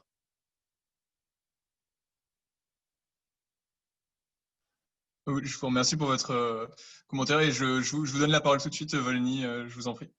Je veux juste compléter. Alors, je crois qu'il y a vraiment un problème de culture disciplinaire des enseignants, dont je me mets dedans. En fait, c'est très difficile de sortir de son acculturation, de cet apprentissage de ce que c'est qu'un bon enseignant, qu'un bon chercheur dans la discipline où on est. Il y a un vrai travail et je pense que probablement que ce qui est intéressant dans la comparaison avec d'autres lieux, d'autres universités françaises, mais aussi à l'étranger en réalité, c'est de remettre en cause des évidences, quoi. Et si on a des difficultés à penser la question environnementale en dehors de la question interdisciplinaire, c'est bien à cause de ça. C'est bien parce qu'on est obligé de faire une sorte de détour par l'interdisciplinarité en se disant « Ah, mais pour aborder ces questions-là, il faut sortir de notre discipline parce que notre discipline ne nous amène pas, en fait, naturellement à ces questions-là. » Je sais pas moi, en sciences sociales ou en économie. L'économie de l'environnement, c'est quelque chose qui est une violence chez beaucoup d'économistes. Il faut faire un effort pour y arriver à l'économie de l'environnement. Et c'est pareil pour un physicien, c'est pareil pour un biologiste, enfin, peut-être moins pour un biologiste. Voilà, ou chez un physicien, ça peut être naturel quand on parle de thermodynamique, beaucoup moins quand on va parler de, je sais pas moi, de physique quantique. Bref, ce que je veux dire, c'est que probablement qu'il y a une réflexion de l'apprentissage de ce que c'est qu'une formation normale, au sens d'un nouveau paradigme, si on, au lieu de parler de Popper, on parle de Kuhn, c'est d'un nouveau paradigme disciplinaire. C'est-à-dire, qu'est-ce que c'est qu'une formation normale pour chacune des disciplines ? Et les questions sociales, les questions environnementales, les questions, je ne sais pas moi, etc., doivent être intégrées dans la formation normale. Après, ça ne se fait pas facilement. Donc, il y a de la technologie pédagogique qui fera qu'on fera des détours pour y arriver. Mais à terme, moi, j'imagine idéalement quelque chose où être un bon physicien, c'est naturellement pouvoir choisir d'être biophysicien, géophysicien, de se poser des questions comme ça dans la naturalité, dans la normalité de l'enseignement, d'arriver voilà. Bon, c'est un chemin, je dirais. Je vous remercie pour ces commentaires et je voulais demander est-ce que Émilie Vince, vous souhaiteriez vous exprimer à l'oral en expliquant un peu la remarque que vous avez pu faire dans le chat? On va partager avec nous. Oui, vous m'entendez? Vous m'entendez ou pas? Oui. Oui, on t'entend très bien, pardon. Oui, alors juste, en fait, c'était pour reprendre, parce que justement, effectivement, je trouvais ça intéressant de remarquer qu'en fait, on en était arrivé à parler en fait d'interdisciplinarité nécessairement dans ce débat. Et effectivement, en fait, la remarque de Volnifage, je trouve, est très intéressante aussi de ce point de vue-là, de se demander finalement pourquoi on en revient à l'interdisciplinarité, à ce débat-là. Et du coup, ma question, c'est est-ce que ça ne justifierait pas aussi d'avoir justement une réflexion au sein des départements sur comment on peut adapter en fait chaque formation dans un département pour ouvrir à des enjeux par exemple, en l'occurrence environnementaux, au sein avec l'approche de la discipline, d'autant plus que ça n'empêche pas qu'il y ait d'autres réflexions. Ce que je veux dire, c'est qu'il n'y a pas forcément ça s'exclut pas, quoi. Ça semble d'autant plus pertinent en fait d'avoir une réflexion dans chaque département, dans la mesure où elle peut aussi être éclairée s'il y a dialogue entre les départements. Et peut-être que là, on en revient même à justement le fait qu'il ne s'agit pas de faire un mélange de disciplines, il s'agit aussi de faire juste dialoguer. Voilà, donc c'était aussi pour justifier un peu les différents niveaux auxquels on pouvait réfléchir à des transformations. Merci beaucoup, Émilie. Je vois que Jean-Sébastien Laurel lève la main pour répondre. Je vous en prie, vous pouvez allumer votre micro. Merci. C'est pour, en fait, alors ça va peut-être justement montrer tout le travail qu'il y a à faire, hein, parce que en fait, Volny, j'ai pas compris en fait ce que tu disais. Je suis désolé. Donc, dans le sens où quand tu disais qu'on peut, que je vois pas en quoi, pour l'instant, en tout cas dans les formations, on ne peut pas se penser, comme tu disais, soit biophysicien, soit... en fait, j'ai pas compris en fait le point. Encore une fois, ça illustre peut-être le fait qu'il y a un long chemin à faire, parce que j'ai même pas compris l'objectif en fait. Ce que je voulais dire, c'est... je me suis peut-être mal exprimé, je m'excuse, hein, c'est se penser biophysicien, c'est pas être physicien au service de la biologie. C'est penser le problème de la biophysique, mais un problème de la biophysique, comme un problème en médecine ou un problème en géophysique, c'est un problème social aussi. C'est quelque chose, c'est un tout, quoi. C'est un package, c'est pas une résolution d'un problème, d'un objet technique qui serait traitable comme un physicien, mais dont l'objet technique est caractérisé d'une... Voilà. Ce que je veux dire, c'est que ce que je voulais dire en réalité, c'est que non, je pense qu'idéalement, dans nos formations, il faut qu'on puisse former des scientifiques au sens technique du terme, mais aussi des scientifiques qui ont une conscience de leur existence sociale, de leur responsabilité sociale, du rôle de leur pratique de scientifique dans la société. Et un biophysicien ou un géophysicien, c'est un exemple caricatural de je sais pas moi, de interdiscipline qui est vraiment au cœur d'enjeux sociétaux collectifs. Hein, voilà, c'était pour dire des choses comme ça. Après,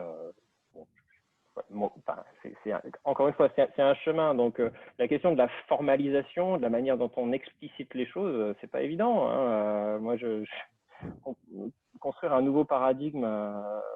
Par exemple, je sais pas, avoir une formation en physique où on aurait une majeure physique et une mineure biologie, au sens américain du terme, à la fin, est-ce que ça fabrique un biophysicien? Moi, c'est une question ouverte, j'en sais rien en fait. Je ne sais pas vraiment. Ou une majeure physique et une mineure environnement, est-ce que ça crée un scientifique qui est d'une nature différente que s'il avait fait que de la physique? Je ne sais pas. J'ai espoir que oui. En fait, ça dépend comment on fait les choses, bien évidemment. Voilà. Je ne sais pas si c'est plus clair. Je vous remercie. J'ai vu que Madame Emeline Fauja, vous avez mis un certain nombre de commentaires assez intéressants dans le chat. Est-ce que vous voudriez prendre la parole pour les partager avec nous? Bonsoir. Il me semble que Volny vient de dire une partie de ce que j'avais écrit, donc je vais juste le rejoindre. Effectivement, je pense que ce que je disais, c'est que la réflexion sur les quatrièmes années de parcours ou sur les UE transversales, c'est très riche pour les élèves qui choisissent de suivre ces enseignements-là ou de suivre ces parcours-là. Après, j'ai le sentiment qu'on peut aussi se positionner sur un objectif d'école et choisir d'avoir un tronc commun, mais qui ne soit pas un tronc commun disciplinaire, mais qui soit un tronc commun sociétal, tel que le décrivait Volny avec des mots bien mieux choisis que les miens. Et voilà, je pense qu'on peut dire qu'on souhaite que chacun des normaliens et des normaliennes sortent de l'école avec un bagage fort concernant les enjeux environnementaux et que ce bagage, on regarde comment le décliner dans nos formations. Et là, je rejoins le travail qui est amorcé, donc notamment via le réseau des INSA et le Shift Project, mais je pense que ce n'est pas les seuls à faire ça, hein, mais qui est une identification d'un référentiel de connaissances et de compétences. Et quand on fait ça, il y a des connaissances qui sont très disciplinaires. Et donc, ça peut être une idée de regarder comment est-ce que vraiment, concrètement, dans nos formations, on peut arriver à donner plus de sens autour de ces thèmes-là. Voilà. Bon, je pense que j'ai un peu paraphrasé ce qui avait été dit juste avant. Et sinon, je vais profiter du micro pour dire à tout le monde que je ferai passer auprès du groupe d'initiative pédagogique de l'ENS, donc le J'y pense, je ferai passer vos propositions et vos bonnes idées. Voilà, je me ferai représentante de ce qui s'est dit ce soir auprès du groupe.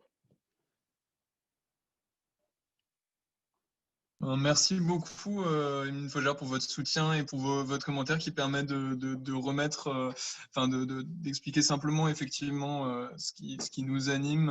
Et on est très heureux de pouvoir travailler avec le groupe J'y pense, pardon, pour la prononciation la première fois. C'est un petit jeu de mots. Oui, mais du coup, j'ai compris. Est-ce qu'il y a une personne qui souhaiterait réagir à cela ou ajouter quelque chose et donc ouvrir son micro Oui, je voudrais juste faire un petit point en complément de ce que vient de dire Émeline Fogère, qui est très intéressant, et de la suggestion qu'elle fait dans le chat.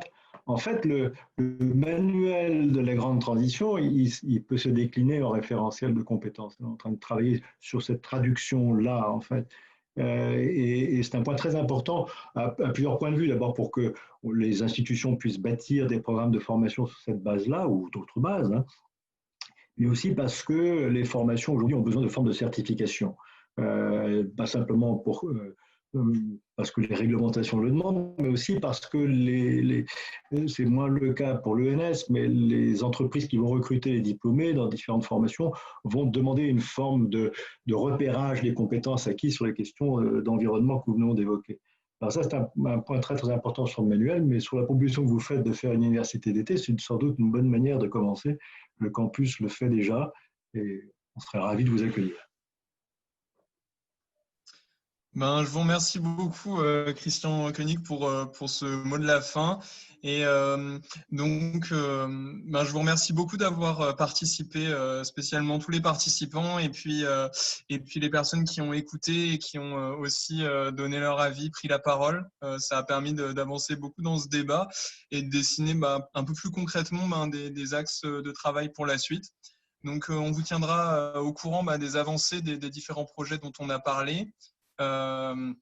Et on vous renvoie sous le plus tôt possible un compte rendu un petit peu de ce qui a été dit ce soir, ainsi que l'enregistrement associé à la conférence. Donc, je vous remercie beaucoup et je vous souhaite une bonne soirée. Et grand merci à Noam aussi pour l'organisation et avec Lise-Marie aussi d'Ambrine, enfin voilà, et toute l'équipe qui a organisé. Oui, je remercie spécialement donc Lise-Marie d'Ambrine, pardon, qui est en service civique au campus de la Transition, qui m'a aidé tout au long avec qui on a construit ensemble en fait cette conférence. Et avant elle, j'avais aussi travaillé avec Elaine Wetzel, qui était elle aussi en service civique, qui a fini son service civique d'ici là, mais qui ont été vraiment d'un grand secours et d'une grande aide pour faire ça et qui ont permis de construire cette conférence ce soir. Merci. Merci et venez nous voir à Forges.